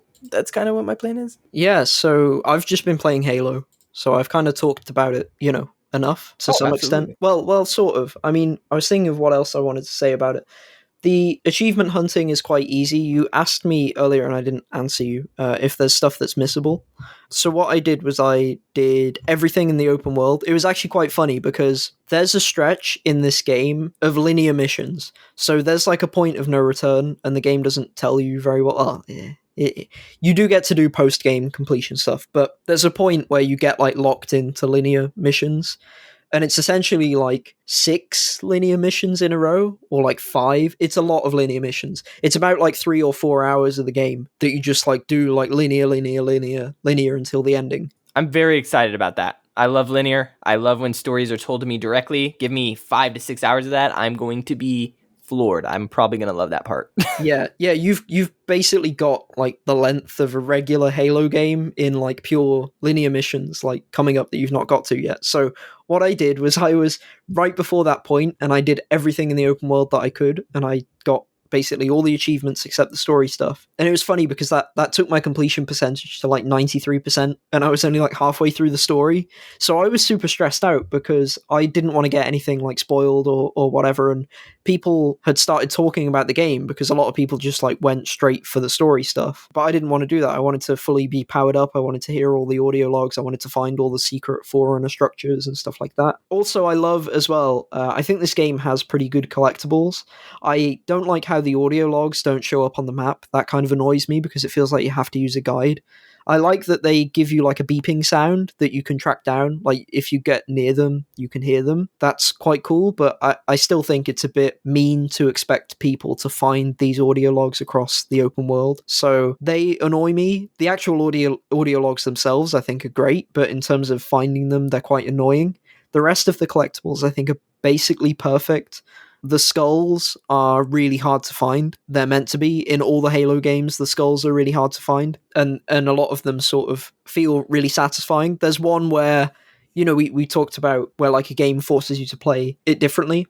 There's one area really close to the end of the game where to get one of the skulls, you have to go through this entire mission without killing any of a specific type of enemy. And I was like, so there's no chapter select in Halo Infinite, and I was going for all the skulls on my first playthrough, and then on my second playthrough I was going to play with all of the skulls activated, and since there's no chapter select and this mission's close to the end of the game, I was like, I'm going to have to get this skull on Legendary without lowering the difficulty. And to get the skull, you have to get through the whole level without killing a specific type of enemy that is going to be trying to kill you, or without even damaging them, I'm pretty sure. So what I found was I had my grappling hook, and I could grapple like underneath the map, basically. Like there's this platform that like the room is on, and you can jump off the edge and then grapple onto what was the floor is now the ceiling, and you can just like grapple across there and then like swing yourself up like through the doorways and like do all this like absolutely crazy shit to just like avoid the enemies. And again, it's like we talk about, right? Like it's so cool when developers think of this stuff that like no one's going to do, or like you only have to do if you're going for the achievement. And yeah, it's awesome. There was this other area where like it had like this really tall ceiling, so you just sort of rapidly try and grapple all the way to the top and then just go across the roof. And yeah, I managed to get the skull, and it was surprisingly fun to go like pacifist mode and not shoot anything through the entire mission. And I wanted to ask you, so you were talking about skulls, and I found my first one. It was awesome. Number one, I love looking for them. They're really cool. And like I had to climb to the very top of this structure. And when I got to the top, it was just like such a glorious thing. As like looking out over the map. I'm like, this is a cool collectible. I'm just in this awesome moment. And I grabbed it. And then it says, if you put on the skulls, it deactivates achievements. So were you not planning to do achievement hunt with a second playthrough with all the skulls on? So there's an achievement to complete the game on Legendary with every skull on. So skulls disable achievements except that one, essentially. And that achievement's the hardest achievement in the game. But it's not that bad because there's a bunch of secrets and Easter eggs in this game that, again, show like the love and care that went into this, right? Because again, for Halo fans, right? Like people were, worried about this game after E3, and since 343 haven't really made a great Halo game before. They've made decent Halo games, but not anything great. And then, there were worries about it, and it seemed like it was still getting rushed, and a 1-year delay wasn't enough. But something that surprised me is the amount of Easter eggs and just like awesome, like love and care. Like I don't know if you've seen, there's a giant sandwich hidden in the game. There's basically a like cave system where there's like a tiny hole in the roof in like pitch black darkness in like the ceiling of this cave. And if you go through there, you'll find a giant sandwich with a bunch of enemies like praying to it, and it plays this like unique, what's the word for it, like almost like chip tune, like like Mega Man style like music, bit right? Music.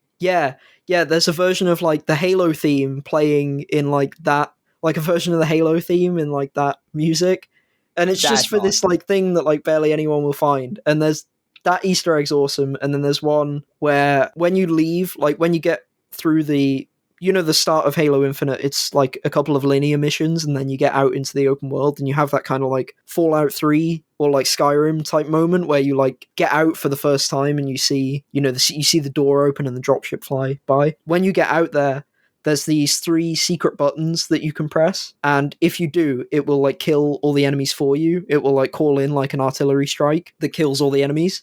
And then also in that area, if you go up to, there's like this AA gun.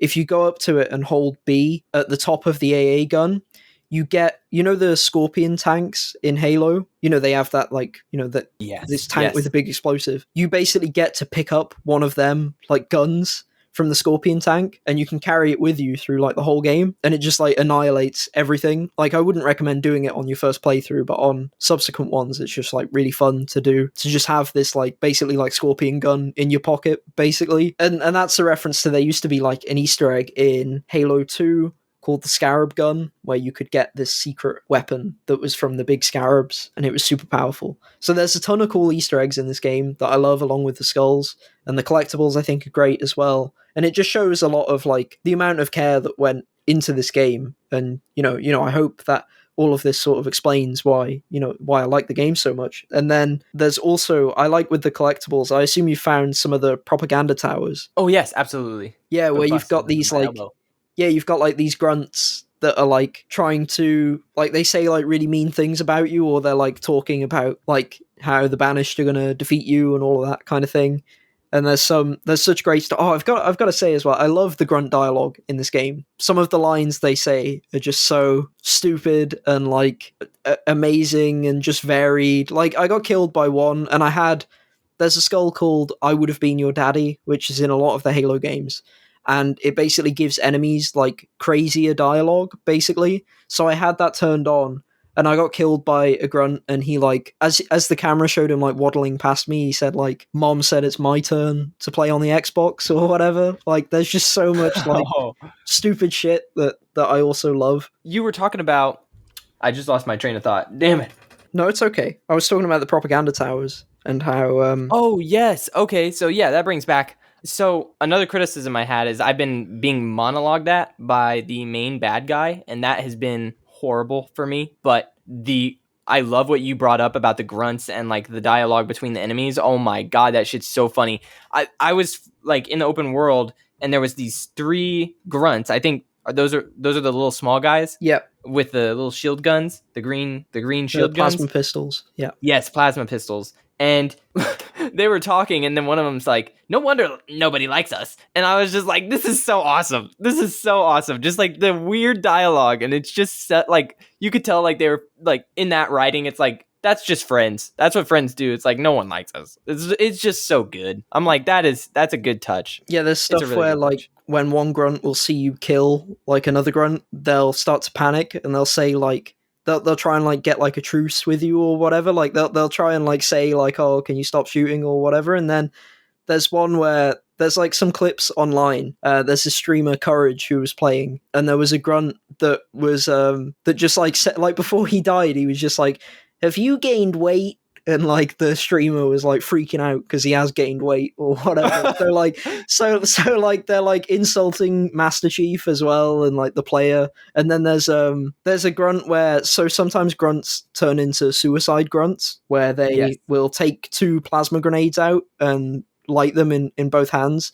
And there's one grunt dialogue where he'll run at you screaming and he'll say, "I didn't mean to turn these on," and then he's like and then he's like, "No," like as he's running at you, because it's like that version of the grunt just like did it accidentally basically, because there's this idea that the grunts are kind of like the weakest type of the Covenant, right? Like they're like the weakest enemy variant, so they're Absolutely. sort of like incompetent and they talk too much, and that like fits with how weak they are in terms of the hierarchy of the alien species in the game. And yeah, it's just there's so much great voice lines that they have. There's one where they sound really scared, which is when if you shoot at one of them and then you go and like hide somewhere or like they lose sight of you, one of the grunts will say like will like have like a stammer and be like, Spartan, are you still mad?" And then if you come around the corner,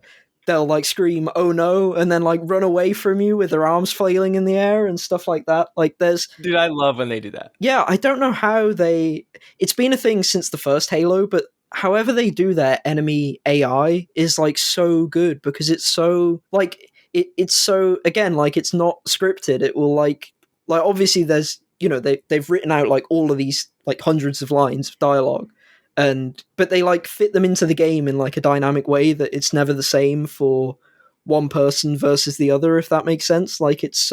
it's so cool how they do their AI. It feels like no other first person shooter does enemy AI like Halo does. It's just crazy like that they can do all that stuff. And yeah, there's like the brutes will like talk shit as well. It's been a thing since like the old Halos as well, where I don't know if you've noticed, but when enemies kill you, sometimes they'll shoot your corpse a bunch as well, like Yes. as like either like as like a like "fuck you, I beat you" type thing, or like a like frustration type thing. It's like, but sometimes they won't, sometimes they will, sometimes they won't, and it's like it makes all the enemies feel like more personalized and just more interesting, and you want to like fight against it, and sometimes they'll kill you and they'll laugh at you or they'll talk shit or whatever as well, and it's just like there was a grunt that killed me and he started saying to like his like the other grunts that were around him that they need to call him King Grunt now, and stuff like that. Like I think I've heard that one. I yeah, think I've heard that one. there's just such cool dialogue in the like enemies, and yeah, it's like again like that stuff isn't that's not like story, so I understand like the story criticisms and all that, but it's still such like cool attention to detail to put into the game that makes the world feel more alive. I totally agree, man. Yeah, I think that's basically everything. The achievements are okay, and you can go back, but you can't go back to the linear missions. A lot of them you can't go back to, so you have to get everything on the first try, or when you replay the game. When you replay the game, it's quite good because there's no new game plus, but it does keep track everything that you got before in terms of if you like even in different save slots, it knows what you got before. And I think you have to recollect like the Spartan cores, But even then, it will know, it will keep track of what you got, and you only need to get the stuff that you missed, if that makes sense, for the achievements to unlock and for it to count. I wanted to get a 100% save file on Legendary though, so I just did everything on my first try. But that meant that I had to use, for like some of the skulls and for some of the collectibles, especially on the linear missions, I had to look up a guide. There's one skull that's just like ridiculous to find. Like you have to go like all the way in the rafters in this one room, and there's no way you'd ever suspect it. I think the only way you can find it is from that like scan thing that you can do on the D-pad. Yeah, that's Yeah, what I use to find most of the collectibles. It highlights them yellow, and it's yeah, very, very convenient. yeah. The other thing that I'd say is annoying for me is it can be awkward with the like. I got better at it when I learned the button combos, but I didn't do that until my second playthrough. So when you're trying to swap equipment, it can be quite cumbersome and awkward to swap between like the grapple and something else. And especially if you're in combat, you want to do it really quickly. So what I found was the UI isn't very helpful, and reading it took me too long. So eventually, when you play on Lasso, you have to play with there's a skull called Blind, and what that does is get rid of your HUD completely, and you like can't see your weapon, you can't see your HUD, you can't see your health, you can't see anything except for just the enemies. It's actually kind of like a photo mode in a way, because you can just see the environment really, really well. But yeah, with that you don't have the HUD, so at that point I had to learn the button combos essentially, in terms of like how to swap between like the grapple and the drop wall and the threat sensor and the thrusters and all that kind of stuff. So you just sort of learn to like press right on the D-pad and then up or left or down or right, like double right for the grapple or whatever. And once I learned that, almost like it was some sort of fighting game, it became much more fluid, because then it's like I just do them. But in terms of from like a design perspective, I think it kind of sucks that you have to learn it, and that the UI is kind of awkward to remember how to switch between all of them. And I think that is a huge detriment to the game, because I have been talking to my best friend, and he's a lot more casual. And I asked, have you been using any of the other gadgets? And he said no. And I think for a lot of more casual players, and I've been struggling with the commands too, and I'm starting to get more comfortable, but it's a lot to ask for players to learn something like that in a first person shooter. Usually it's just like just left, just up, just right. And it's now right, left, right down, right up, right. And it's like, it's not a bad design. I just think that a lot of players are just too lazy to try it. And so like my friend exclusively uses the grapple. He doesn't care about anything else. And you were talking about good upgrades.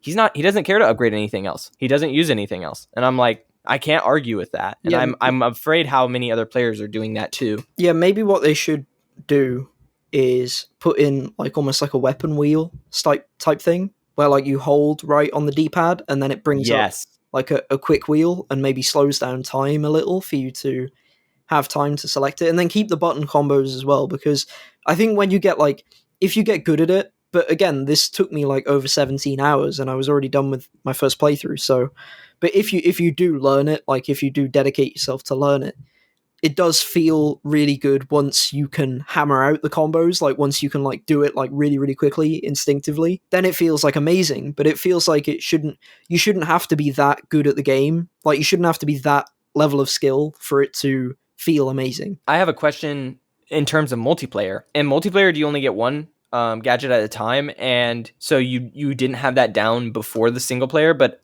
then in the single player, they did allow you to have all the gadgets? In multiplayer, all of the gadgets are like drops, like weapons in the environment, basically. So like they'll be on like a pedestal, and people will like maybe compete to pick it up, and then it will have limited uses.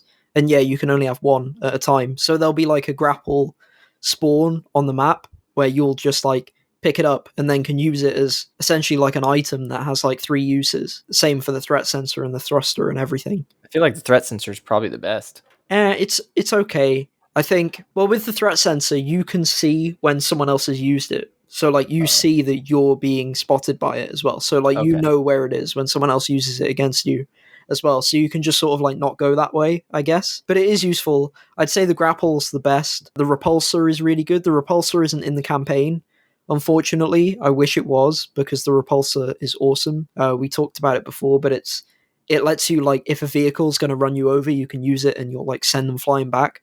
or like if someone throws a grenade at you, you can Oh yeah, I saw send. Chris Raygun use that. Yeah, you can send it flying, or you can send people off the edge of the map and stuff like that. That thing is awesome. I hope they add that to campaign at some point if there's like an expansion or something. That'd be really sick. But yeah, so that's how it works in terms of multiplayer. I'm just trying to think if there's anything we haven't covered about Halo Infinite. I feel like we've been pretty exhaustive on everything except like the story stuff. Right, because I'm not done yet. Yeah, but yeah, I'm really enjoyed it. It's like, you know, as well, it's been one of those games where it's like, it's been crazy because they put out that multiplayer in November. So it's like the last 2 months have been so dominated by Halo, both in terms of me, like personally, what I've been playing, but also in terms of like what people are talking about online as well. And just sort of everyone experiencing it together, sort of with the staggered rollout. But it's kind of been weird because it's like, because it's been like 2 whole months of Halo, it's like after now that I'm done with it, it's like what next? You know, it happened with me with Yakuza. It always happens with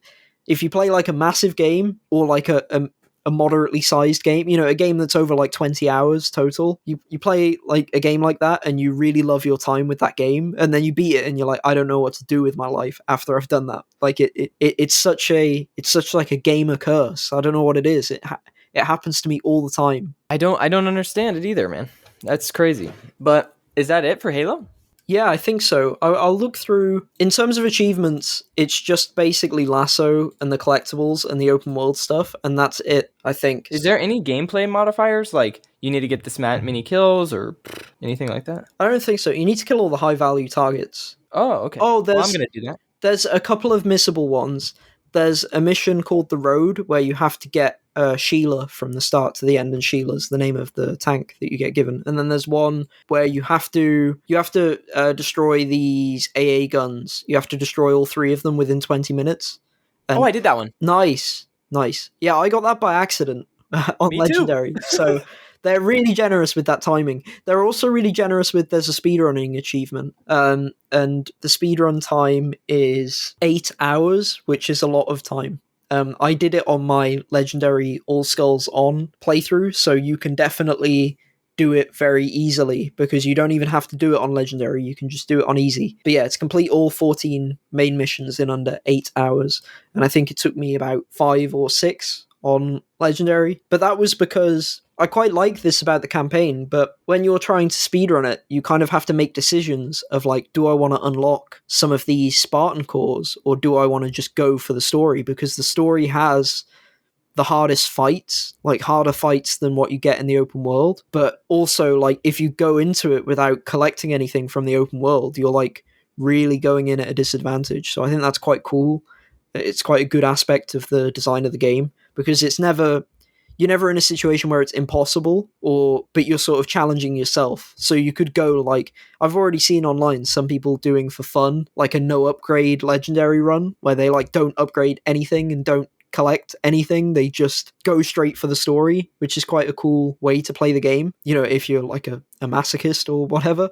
Oh, there's also an achievement that it's annoying how infrequent this is, but so sometimes, you know, the grunts will like turn into suicide grunts with plasma grenades. If they're near a brute, the brute will pick them up and throw them at you as like a grenade, basically. And there's an achievement for killing a grunt that gets thrown by a brute, which is quite cool. It's like a really cool aspect of the AI, but it happens so infrequently that you're not really that likely to run into it happening because it requires the grunt to be near the brute and the grunt to be suicidal and for the brute to throw it before the grunt runs off. So it's kind of awkward for all of that to happen, but it's still quite cool that it's in the game anyway. But I think that's basically it in terms of achievements. It's a pretty easy completion. I think it might be the easiest Halo game to complete. It sounds like it's the easiest, and it's not. You know, I think that the Master Chief Collection isn't that all one? Yeah, that list is brutal. It's like 5,000 points. Yeah, it's too much. I think I got 700. I don't remember.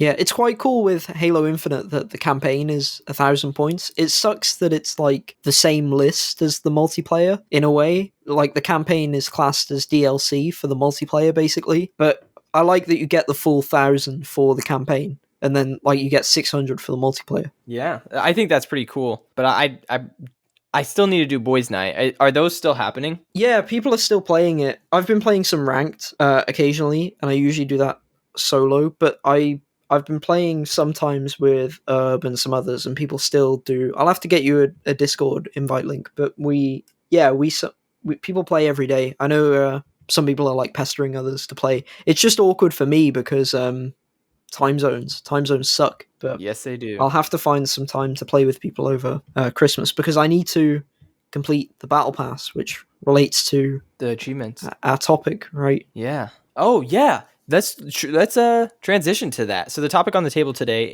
is single player microtransactions for trophies and achievements.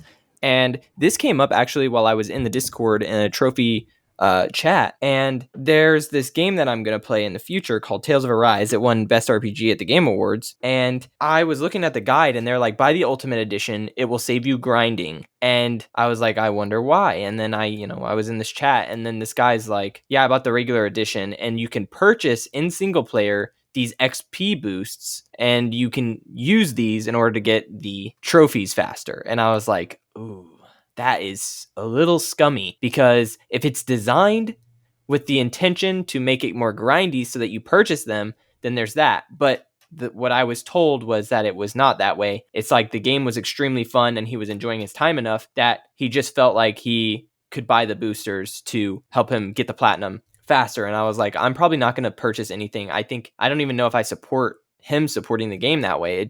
I don't want these microtransactions to come into single player to make, grinding or whatever the fuck, like more of a enticing thing.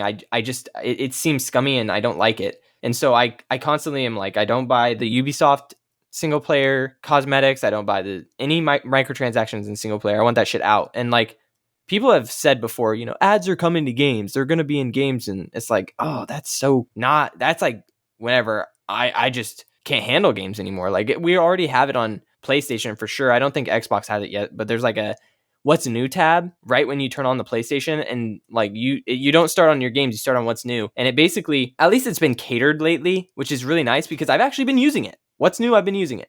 But it's like this little app and it shows you what's new in the games you've played instead of what's like out there. But I turned off all the shit that I didn't want because they had like Fortnite ads. Fucking not gonna play Fortnite. They had Call of Duty, they had Battlefield, they had all this stuff, and there's like a big list of games, and I just checked all the ones I didn't want to see anymore, and it's really fixed it.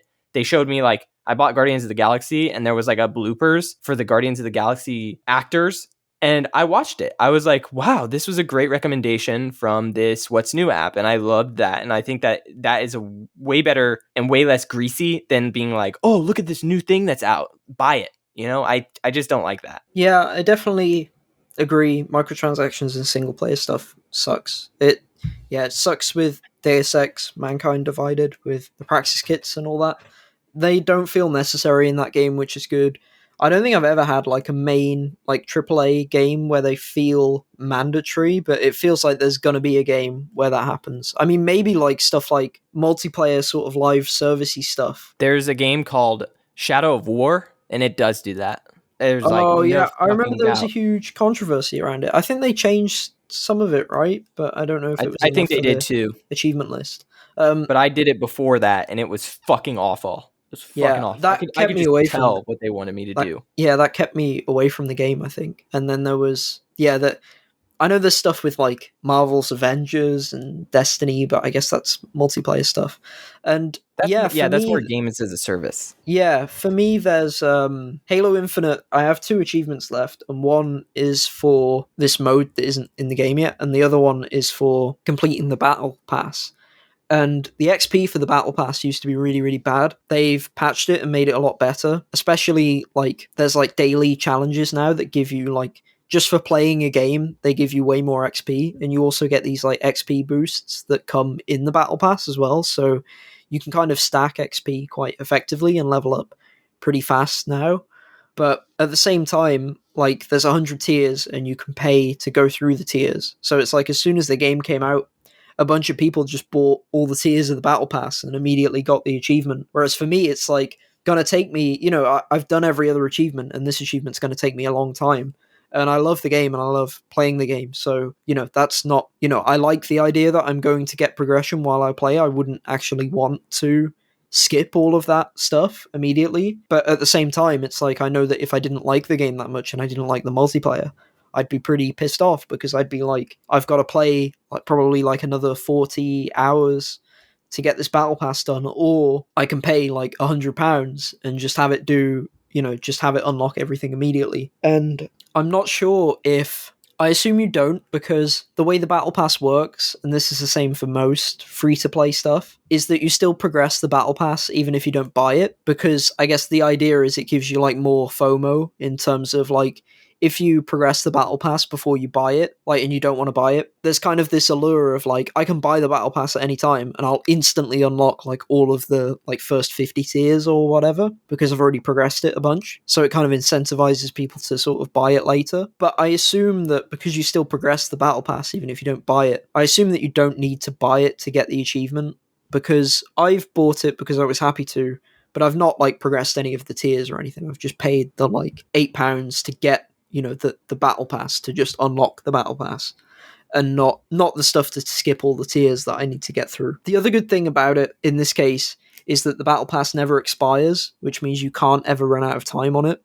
You can just, even when a new season with a new battle pass starts, you can choose to carry on with the old one, which is good. So you're never going to get locked out of this achievement, which, like, thank God for that. Like, that's awesome, because it could have been a disaster if not. And I assume you don't have to pay for it. I assume you don't have to pay anything. But if you only pay for the battle pass and don't buy any tiers, it's still going to take a really long time, which is okay, but also kind of sucks, especially as like the final achievement taking way longer than all the others if you don't pay anything. Yeah, and I was trying to think back if I purchased any microtransactions before, multiplayer or not, and really the only thing I purchased a battle pass one time, and it was for a game called Genshin Impact. And I did that to support them because it was during the pandemic, and I was kind of going through a hard time. And basically, I sat next to someone who got COVID at school during like the peak of the pandemic, and they were like, because you were within distance to that person who came down with COVID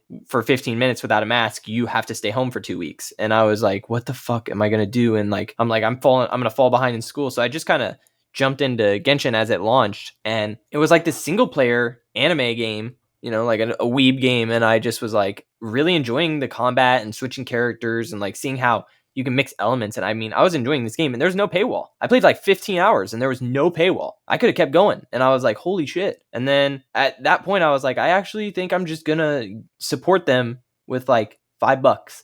And that's what I did. And then I found out later they made like $1 billion in a week, and I was like, yeah, I'm never doing that again. They don't need my support. They don't need my support. That's ridiculous. $5 billion in a week is ridiculous. But like, I haven't really purchased any microtransactions, and I just don't like the idea. We've talked about it endlessly, how each, like, the trophy system's totally fucked because of these 99-cent games, and the achievement system's fucked too because of the very cheap, dumb games that aren't that good, but they get you the 1,000 score. And like, there are some good ones that are like smaller games that have the 1,000, and those are totally worth the attention. But there's games that are definitely designed just for that, and like the microtransactions just feel like they could creep in if people start really spending that money. I'm just glad there was backlash on Shadow of War, and until recently, I've never seen it creep up for trophies or achievements, like it did in Tales of Arise. That was just really interesting to me, and I was like, ooh, I don't want to see a future like that. So I chose not to. I was actually going to buy the Ultimate Edition because it would make the trophy hunting easier, and it would actually cut down a couple hours on getting the platinum, but I didn't give them the money for that, thank God. And I mean, I would have got some other stuff too. I would have got some like outfits and things like that for the Weeb game, but I'm still going to play this game, and I've heard it's really, really, really good. So I'm excited. And if other people are saying, they like it enough that they want to support it, I can't be mad at that. I just don't want it to turn scummy. That's like my biggest fear. Do you know what I mean? Yeah, for sure. There was you could get, like, in Deus Ex Mankind Divided, you could get praxis kits. So like upgrade points as like microtransactions that would completely break the balance of the game. and that really annoyed me too. But it was like, in that case, it really, really wasn't necessary. I think it annoys me more almost, although it's kind of hilarious as well, when the microtransactions like ruin the game for yourself. Like it's almost like the microtransactions are like a trap, kind of like that with Deus Ex, and somewhat with Halo as well, because it's like you want to unlock stuff as you play the game. So like skipping all the unlock stuff, like buying all of like the battle pass stuff and then playing the game after, it means that you're never unlocking anything, and you could have saved that money, because if you were going to play anyway, you would have started unlocking stuff, if that makes sense. Like, so you've skipped to the end to like get everything all at once, which is cool, but then you're playing the game anyway, so you would have unlocked the stuff anyway without spending anything, and now you will never unlock anything for like the next 40, 50 hours, however long you play the game, because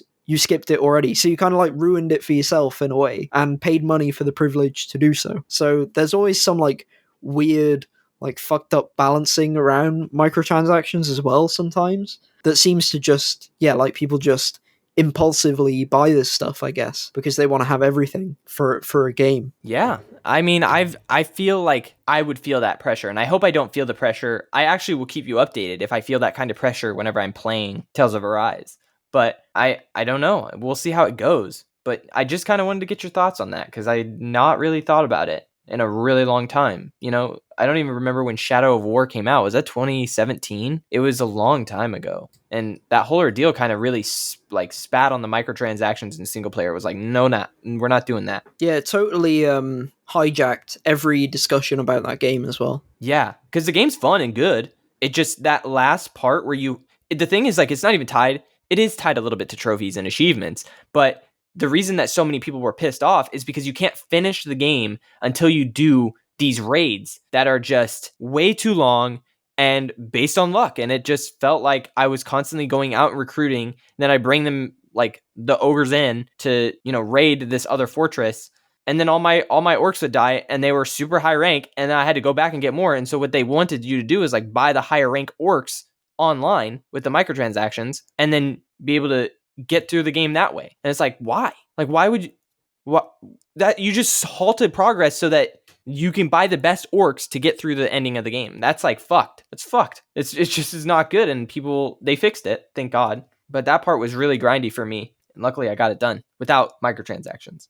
But yeah, it always feels bad as well when you like do it the hard way, because you're forced to weigh up the value of your time versus the amount of money it costs to speed it up, which sucks. Yep. And then like then your relationship with the video game becomes purely transactional as well. Like, you're no longer even thinking about it like an entertainment thing. You're thinking about it like as though it's like a job or something, Yeah, I do know that. And that's not you don't want that. You want to be immersed and you want to have fun with games, not feel like you have a balance between your time and the money that you're going to spend in the game to get to the end. That is not something you want to think about, or to get the result you want, if it's a platinum or 1,000 points, things like that. But let's transition to the trophy and achievement of the week, which mine was a trophy in Deathloop, which was called Oops. And I think whenever I edit the YouTube version of this podcast, I'm going to take my